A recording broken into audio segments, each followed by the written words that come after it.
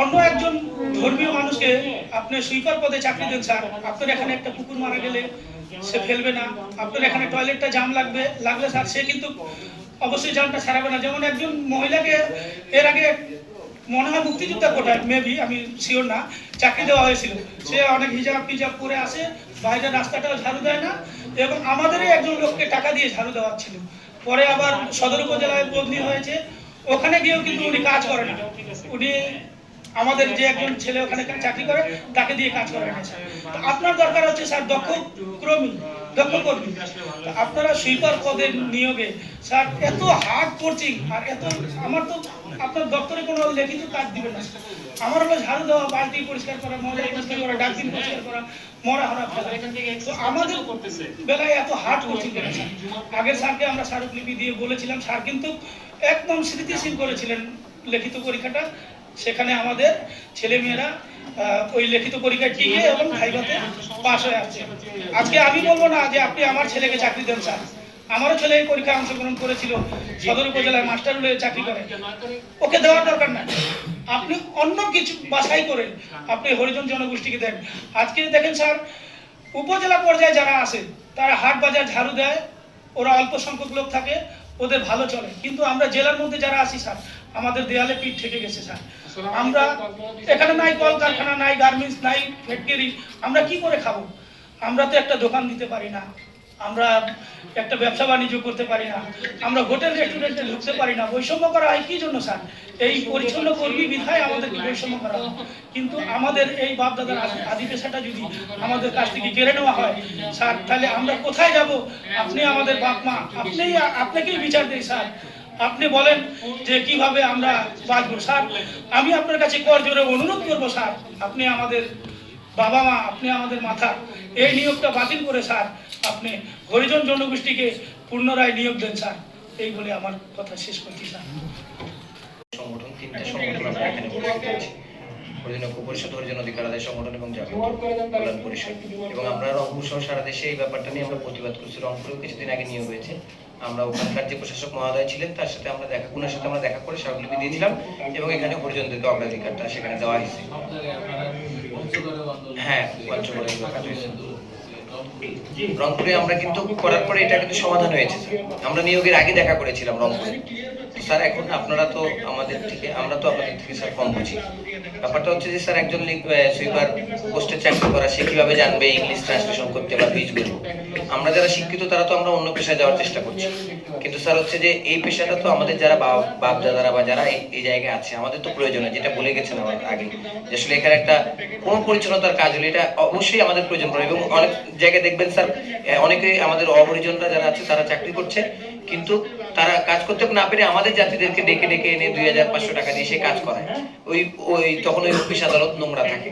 তো আমরা যে দাবিটা এখানে করছি, আমাদের প্রধান দাবি হচ্ছে যে আসলে যদি এই নিয়োগটা বাতিল করা, আর হচ্ছে যে আমাদের মানে পুনরায় হরিজনদের জন্য নিয়োগটা দেওয়া। এবং স্যার আপনার কাছে শুনলাম যে 4-5 জন টিকছে, কিন্তু এখানকার হরিজনদের কথা হচ্ছে যে একজন টিকছে। স্যার 7টা পদে হরিজনদের কথাই বলি, 6টা পদে যদি হরিজনদেরই, এটা তো আমাদেরই অধিকার এবং এটা আমাদের পেশা এবং আমাদের এটা অগ্রাধিকার ভিত্তিতে।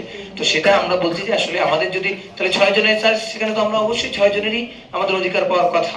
এবং সেখানে লিখিত পরীক্ষা একটা মানে এটাকে কেন্দ্র করে যে একজন একটা মানে পেশা থেকে বাদ করবে, এটা স্যার আমরা মনে করি যে এটা যুক্তিসম্মত উদাহরণও হতে পারে না, বা এটা সরকার হোক বা প্রশাসনিক ভাবে এটা মানে এটা, কারণ আমাদের আদি পেশা স্যার এটা।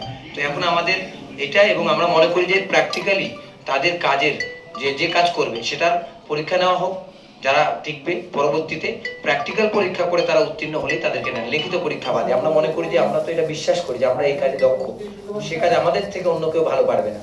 তাহলে আমাদের যারা পরীক্ষার্থী তাদেরকে প্র্যাকটিক্যাল নেওয়া হোক, নিয়ে তাদেরকে এই কাজে অগ্রাধিকার ভিত্তিতে তাদের এই নিয়োগে গ্রহণযোগ্যতা দেওয়া হোক। স্যার আমরা এটা আশা ব্যক্ত করি। ধন্যবাদ। একদিনে পরিবর্তন হবে না, এটা নীতিমালা, এটা তো গেজেট। এই গেজেট, এই নীতিমালা এগুলো চেঞ্জ করতে হলে একটু সময় লাগে। একটা আইন পরিবর্তন করে আরেকটা নতুন ডিফারেন্স আইন হচ্ছে সময়ের দরকার, সময় দিতে হবে। আচ্ছা আপনারা দেন আপনাদের আদাব, আমি একটু বলতে চাই যেটা হচ্ছে আপনাদের লিখিত পরীক্ষা হয়েছে, এখন হচ্ছে ভাইবা আছে। তাহলে ধরেন আপনার ওই প্রসেস চললে তো আমাদের স্মারকলিপি দিয়ে কোনো লাভ হলো না। সেক্ষেত্রে স্যার এটা জমা দিবেন। আপনার প্রতি আমাদের শ্রদ্ধা ভালোবাসা নিয়ে আমরা এখান থেকে আমরা কথা বলবো জনগণের সাথে। আপনি আমাদেরকে এই আশ্বাসটা একটু স্যার আমরা দিচ্ছি। আমাদের দ্বিতীয় কথা হচ্ছে স্যার, আপনি একটু আমাদের জন্য কষ্ট করে, জনগণ অনেক আসছে, আপনি স্মারকলিপিটা এখানে দেন, এই কথাটা আপনি একটু জনগণের সামনে একটু বলবেন স্যার। কেন হচ্ছে যে স্যার আমরা তাদেরকে আশ্বাস দিয়ে আসছি যে এখানে ধরেন স্যার আমাদের, আমরা বলবো স্যার আপনার আপনার কথাটা আমরা শুনতে চাই না, আপনাকে স্যার একটু আমাদের জাস্ট এই কথাটা বলার জন্য আপনারা গেলে ভালো হয়। আপনি স্যার এই কথাটা শুধু গিয়ে বলবেন যে আমরা আশ্বাস দিলাম সঠিক প্রক্রিয়া না হওয়া পর্যন্ত নিয়োগটা বর্তমানে আর একটা কথা বলি স্যার, স্যার আর একটা কথা বলি, এই নিয়োগের ক্ষেত্রে আমাদের সংগঠন আছে বাংলাদেশ হরিজন ঐক্য পরিষদ। আমি যে হরিজন কিনা, একজন ছেলে হরিজন কিনা, এটা কিন্তু বাংলাদেশ হরিজন ঐক্য পরিষদের একটা সনদপত্র আছে, যেটা হচ্ছে শুধু নিয়োগ ক্ষেত্রে এটা প্রযোজ্য। তা আপনারা নিয়োগ বোর্ডে ওটা যাচাই করে, আমরা কিন্তু যারা আমাদের ছেলে মেয়েরা দরখাস্ত করেছে সবার কিন্তু হরিজন ঐক্য পরিষদের জাত সুইপারের সার্টিফিকেট আছে। একজন মুসলিম লক্ষ টাকা দিয়েও এটা পাবে না, ওটা পাবে কোথায় থেকে? পৌরসভা থেকে তারা দেয়। আপনারা এটা যাচাই বাছাই করে আপনারা দয়া করে চাকরিটা দিবেন।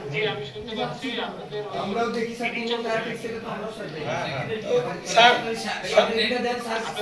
স্যার আমি আরেকটু বলতে চাই স্যার, আপনি যেহেতু কোন পেপার থেকে নির্দেশনা পালন করতেছেন, তাহলে পরিচালনার দায়িত্ব তো স্যার আপনি আছেন। আপনি যেটা মনিটরিং করবেন স্যার, আমাদের সদরের লোক নেই।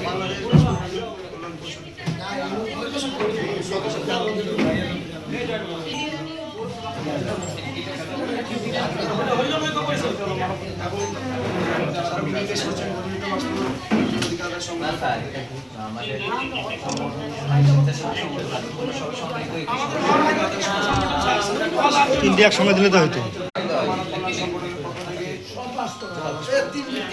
সবই আর কি।